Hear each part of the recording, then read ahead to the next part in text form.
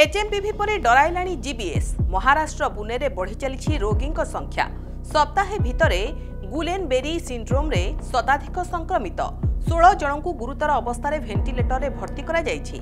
मारात्मक रोग रे जने व्यक्ति मृत्यु होइथिबा सूचना रही। आसंतु जानिबा गुलेनबेरी सिंड्रोम रो लक्षण कौन। गुलेनबेरी सिंड्रोम एक ऑटो इम्यून न्यूरोलॉजिकल डिसऑर्डर। ए रोग मनुष्य शरीर इम्यून सिस्टम रे थिबा नर्व को अटैक करिथाय, जहा फल आक्रांत व्यक्ति बसिबा और उठिबा एवं चलाबुला करिबारे समस्या अनुभव करिथांती। एही रोग रे आक्रांत हेले निश्वास प्रश्वास नेबारे कष्ट अनुभव हुए। पक्षाघात एही रोगर एक लक्षण बोली कुहा जायछि।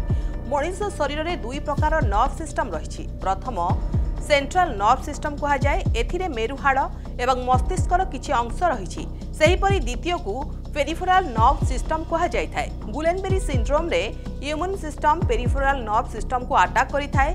विश्व स्तर में एही रोग रे आक्रांत हेउतबा लोकंक मध्यरे 7.5% रोगींकर प्राणहानि होइथाए। गुलेनबेरी सिंड्रोम एक मारात्मक रोग। प्रतिवर्ष लक्षे लोकंक मध्यरे जणे कि दुई जण एही रोग रे आक्रांत होइथांती।